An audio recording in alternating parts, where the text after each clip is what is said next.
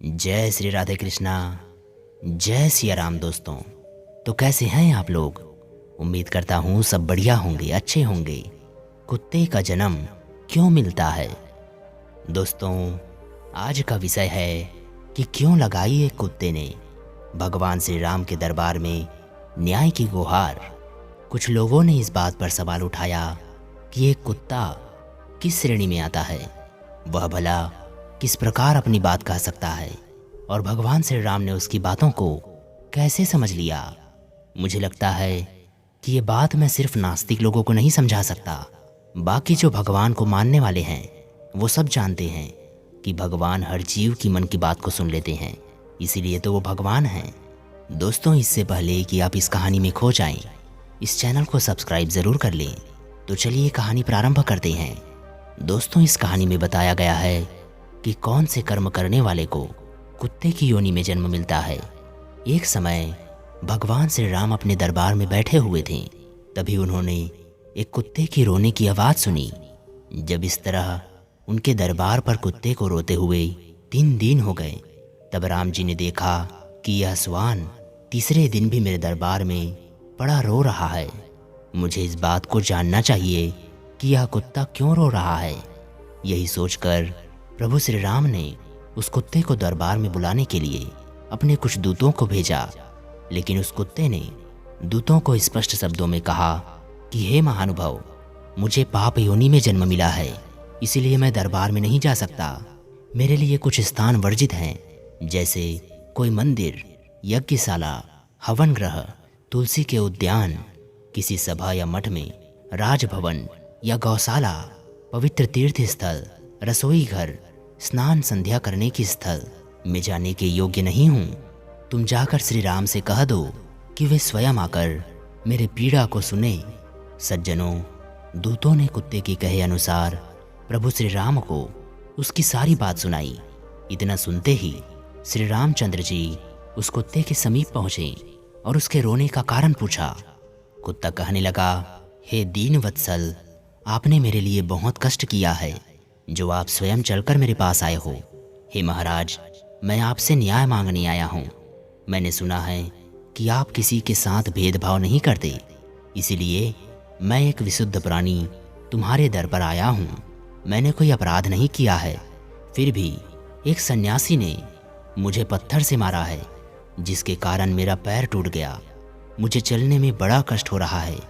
आप तो जानते ही हैं, वैसे भी हमें सबसे निंदित योनि में जन्म मिला है। दुनिया हमें दुत्कारती है, कोई हमें पीटता है। हम मनुष्यों की तरह कमाकर अपना पेट नहीं भर सकते। हमें तो कोई अपना जूठन डाल देता है, हम उसी को खाकर अपना गुजारा कर लेते हैं। कुछ निर्दयी लोग हमें खाने को नहीं देते। अब हम जाएं तो कहाँ जाएं? ऊपर से हमारा पैर तोड़ दिया, अब तो हम कहीं चल फिर भी नहीं सकते। इसी बात से दुखी होकर मैं आपके शरण में आया हूँ। हे राम, मुझ नीच जाति के प्राणी को न्याय दीजिए। बंधुओं, कुत्ते की पूरी बात सुनकर राजा राम जी ने उस सन्यासी को बुलवाया और उनसे पूछा कि हे स्वामी जी, आपने किस अपराध के कारण इस असहाय प्राणी का पैर तोड़ दिया? तभी सन्यासी ने कहा, हे महाराज, मैं भिक्षा के लिए रास्ते में जा रहा था, तभी इसने आकर मेरा भिक्षा अन्न छू लिया। दोपहर का समय था, मुझे बहुत तेज भूख लगी थी, इसीलिए मुझे क्रोध आ गया और मैंने इसे एक पत्थर उठाकर मारा, जिसके लगने से इसका पैर टूट गया। सज्जनों, उस सन्यासी का पक्ष सुनकर श्री राम ने कहा कि हे स्वामी, आपको मालूम होना चाहिए कि यह एक ज्ञान विहीन पशु है। यदि इसने अपना भक्ष्य पदार्थ देखकर आपको छू दिया तो मैं इसमें इसका कोई दोष नहीं समझता। यह तो इसकी स्वाभाविक प्रवृत्ति है, इसलिए आप ही इसके अपराधी हैं। यदि आपको भूख लगी थी तो भूख तो इस कुत्ते को भी लगी थी। आपके पास भोजन था, परमात्मा ने आपको विवेक दिया है, आप कहीं और से अपना भोजन एकत्रित कर सकते थे, परंतु ये तो ज्ञानहीन पशु है। इसको भोजन ना मिलने पर भूखा ही रहना पड़ा होगा। भगवान श्री राम कहने लगे, हे स्वान, ये सन्यासी तुम्हारा अपराधी है, इसे तुम क्या दंड देना चाहते हो? तुम जो भी दंड इसे निर्धारित करोगे, हम वही इसे सजा देंगे।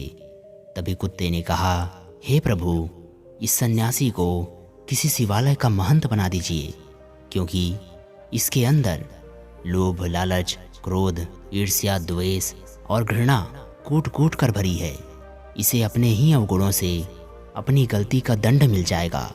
सज्जनों, इस तरह उस कुत्ते की बात मानकर श्री राम ने उस सन्यासी को सुंदर वस्त्र पहनाए, फूल माला और चंदन से उसे सुशोभित किया और एक पालकी में बिठाकर उसके साथ में तरह तरह के बाजे बजाते हुए उत्सव के साथ एक शिवालय में ले गए और उसी शिवालय का महंत बना दिया।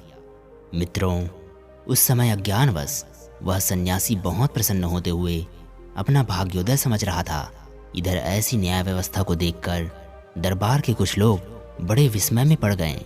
उन्होंने श्री राम से पूछा कि हे प्रभु, सन्यासी ने तो कुत्ते की टांग तोड़ी थी, परंतु उसे दंडित करने की बजाय उसे शिवालय का महंत बनाकर उसे बहुत सारे सुख दे दिए।